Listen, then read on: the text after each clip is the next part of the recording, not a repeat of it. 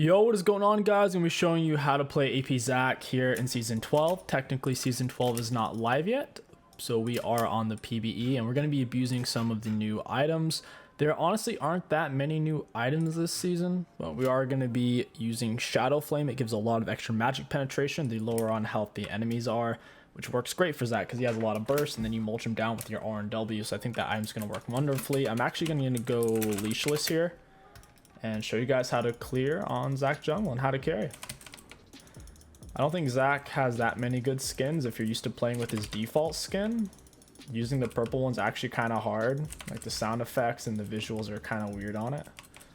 That's why I'm not a huge fan of skin use in general, because I feel like it's just, I don't know, you get kind of dependent on it because they're just different enough to where it's kind of hard to play without it. Yeah, Zac, you can solo start on any camp. Generally, starting on blue and then doing Gromp is his fastest, or you can solo start Wolves and then do blue and Gromp. Just depends. We're up against a Kayn, and he has Conquer, so he's going to be a red Kayn. It's going to make this very challenging. Red Kayn is one of your hardest things to beat on Zac. My team does have a lot of damage with that being said. So we have the red Kayn to deal with. He can knock us out of the air with his knock up. So can the set. He can grab us out of the air with 2 different abilities. Not exactly ideal for us. And I think they might have even buffed Ahri's Charm to knock you out of the air. Not sure. They can go back and forth on abilities and how they interact. They've done that with Jinx Snare. It used to not take you out of the air, and now it does, just because they wanted to give her an arbitrary buff that breaks the rule of snares. My E's on cooldown, so I can't really gank that. Pull them together to get that extra bloblet, to also get this in the bush in a timely manner. Generally, let's see, you know, we might actually just go mid here and skip the golems. We'll go ahead and hit our last potion. We'll look for the kill on her. Qiyana's still pretty healthy, so we should be able to make this work. If you have no ganks, just farm to level 4, do a full clear. The only reason why I didn't E is because it was on cooldown, and then Qiyana just ran out. So instead I used my Q. If Ahri would have flashed it, I don't know if she had flash, but if she would have, then I could have just E'd her. So it is what it is. Kayn's probably top side. I'll ping out that scuttle, the fact that he's not on this one right now. Sure enough, he's top side. He's full HP, and now we're tied in CS. Once you're level 4, you have a lot more gank options because you get that second point into your E. Looks like my bot lane's gonna reset. This isn't a bad time for me to reset because all my camps are pretty much down unless I want to go grab golems. It's gonna take a while. So first item rush on 𝗕𝘂𝘀𝗀𝗀𝗀 is gonna be Dark Seal, and then it just depends on what you have enough gold for. So in this case, I'd probably just grab boots and a control ward. You can rush for Shadow Flame, especially if you're really far ahead. If you're not, I would recommend going for a Hex Tech Rocket Belt. It gives you more stats for the price, but I think Shadow Flame's second item for second is still really good because of the flat magic penetration it gives. You'll essentially be doing true damage. Third item, I think you should go Rabadon pretty much every time, assuming you're fed or even on par. Third item, you just want a crap load of AP, and that's what Rabadon does. Decided to go for Dark Harvest over Electrocute. Dark Harvest outscales on Zac. You can easily apply Dark Harvest to multiple people throughout a team fight. Electrocute is better for just raw damage on early ganks, but like I said, Dark Harvest outscales, particularly for 𝗕𝘂𝘀𝗀𝗀𝗀. Have another gank set up mid. She looks like she's just gonna kill her. Bang them together. W, walk back for bloblets. I'm gonna have to go bot. It's looking really free. Looks like Qiyana's going for it as well. Sona and Vayne are low. Qiyana has serrated. They have no armor items. Qiyana's essentially going to be doing true damage to them.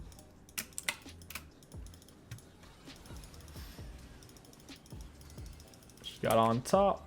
I can't do anything here. Qiyana died for it, so don't really think that's worth. Hopefully Vayne stayed. Oh, she's so greedy. I'm gonna hit her with my Q first to hold her still. And my E actually missed. Bonk. We're out of there. That was really awkward. I could have just gone for a raw E. I was afraid she was going to knock me out of the air. So I was just trying to hold her still with my Q and maybe bait out her condemn. She just ended up playing it in a way to where I got roasted. That's going to be your biggest decision maker on whether you go AP Zac or Tank Zac, is how easy is it going to be for you to land your E on their team. Honestly, against their team, Tank Zac would have been better, because landing my E against Ahri, Kayn, or Set's going to be hard. The only person I can consistently hit, I think, is Sona.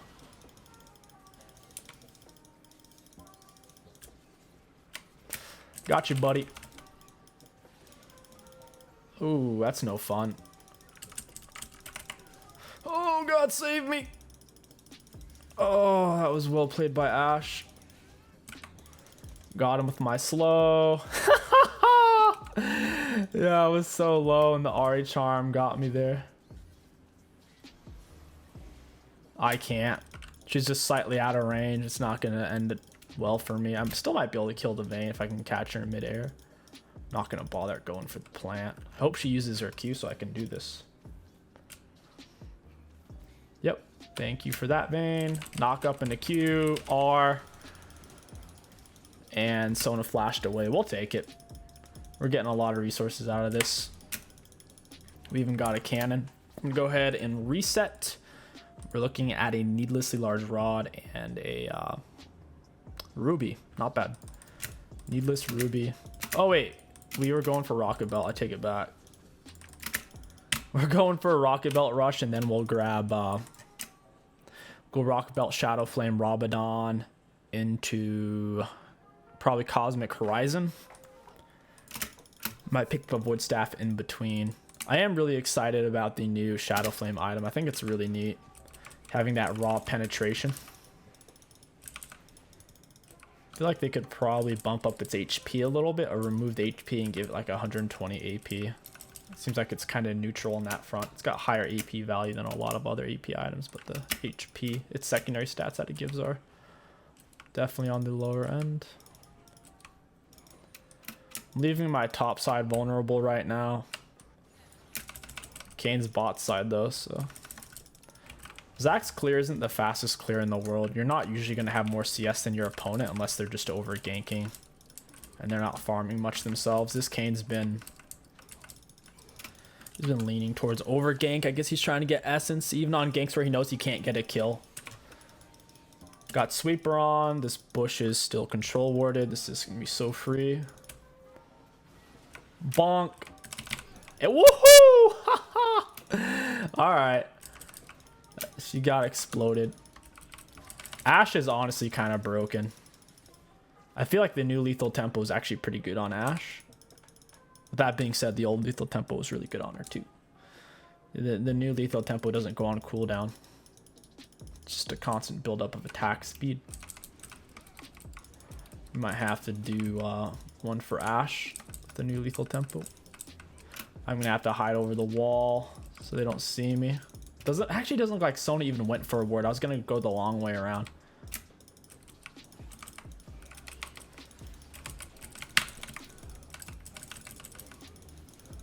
I really need a teammate to come help me here.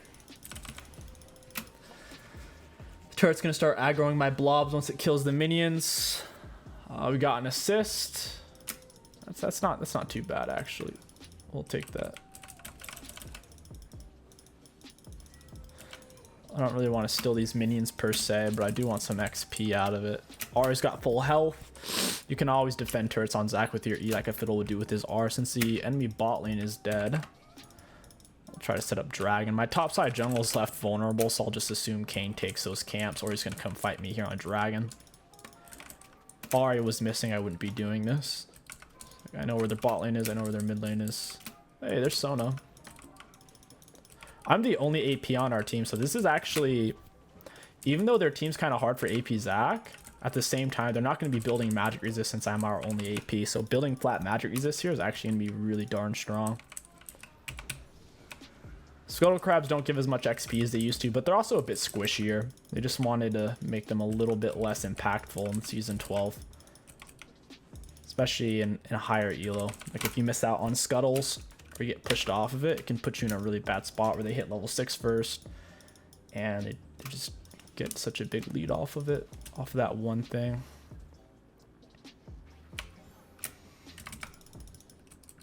Gotcha. Queued the minion, autoed her. It's oftentimes the best way to do it. That way you don't miss your skill shot. They have a Set into Garen. That matchup's really weird. If Set can land his true damage consistently, Garen will lose. If he doesn't, Garen just auto wins it. It's all about how that little interaction plays out. We can afford Rocket Belt. We'll just back. Get ourselves a Rocket Belt. Grab a control word, E over. And then we will go straight into Shadow Flame. If you already have a Mej or 10 stack Darksteel, going for Rabadon second item would be a solid option as well. If you're already really fed on an AP champ, it's hard to go wrong with second item Rabadon, especially with Gathering Storm, absolute focus, since it's giving you stats for Rabadon to play off of. She doesn't have her I don't think she saw me because of where the ward was. Bonk, she's dead. Pull these together. Get this wave pushing in, get myself some XP. I'm not gonna try to steal them though. I don't want my teammates to steal my camps from me. They also get really butthurt. All you're really looking for is the junglers to steal, like, share minion XP. It's the best way to put it. Oh wow. All right, we didn't even use blue smite. You generally use Rocket Belt once you're in your R, like I did there. Once you land your Q, E, R, W, you Rocket Belt into them for that extra bit of damage and movement speed towards them. We'll go for his golems and then gank top. Ganking set's actually really hard. If he's not low, I may not go over there. And he is full health, so this is gonna be tough. Let's see if he wastes anything on Garen. Hopefully he wastes his grab or something. Yep, there it is. I'm gonna Rocket Belt out, and turret barely killed me. I could have flashed and lived. I saw the last turret shot did 330 damage to me and had 380 health left. So that next shot did 400, like 405. I miscalculated, definitely could have lived. I may even had a potion up, I'm not sure. Oh well. We'll grab Sork shoes, and then we'll grab a little chunk of this. Sork shoes are nice to have before they get any real magic resist. Having 18 magic penetration when the flat amount of magic resist they have is around 40. You're basically cutting their resistance in half. So if they had 30%, then they'd have around 15% left over. Looks like they're getting objective shutdown gold. You see how the stuff is glowing gold right now? Our turrets and the herald on the mini map. That means if they take it, they'll get bonus 500 gold or more, depending on how far behind they are. They're making it easier to catch up than ever. I think scaling champions like Veigar and Nasus are going to be just like at least A tier season 12 League of Legends because of that. I really do enjoy Veigar as well. I could see myself playing more of him.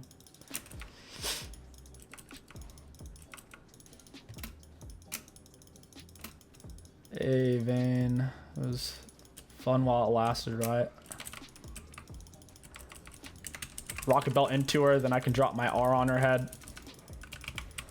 Bonk. She's dead. I think she used everything. I think she healed, R'd. She might have flashed as well. We'll hit a refill.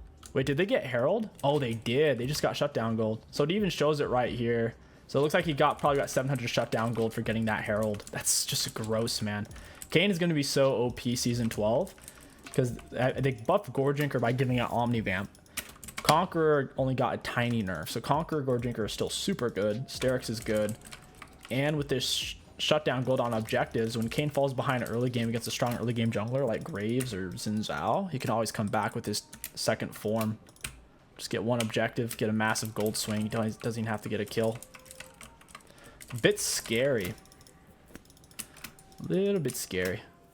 I don't mind though. I enjoy playing scaling champions, and I've been banning Kayn a lot even in season 11. So We'll adapt. Yeah, it pulled him out of the wall. Got you, buddy. Pulled him with Q right into Rocket Belt. If you don't know how, or if you don't like to use activatable items, you should definitely go for Night Harvester instead. Night Harvester, there's no, you don't have to activate it. You don't need to remember to use it. You can't accidentally miss it. It just happens automatically.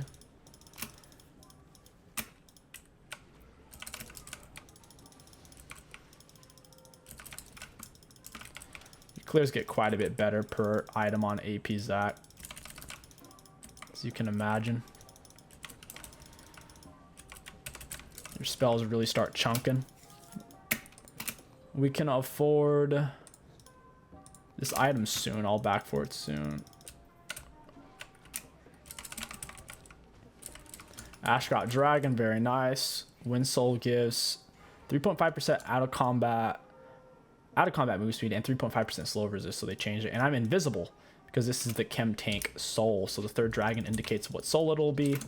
And the map alteration, I believe this is the Chem Tank. It basically creates these huge bushes where you're camouflaged. I guess they're not technically bushes. That sucked. Why is Kane healing so much? Holy crap. That healing was absurd.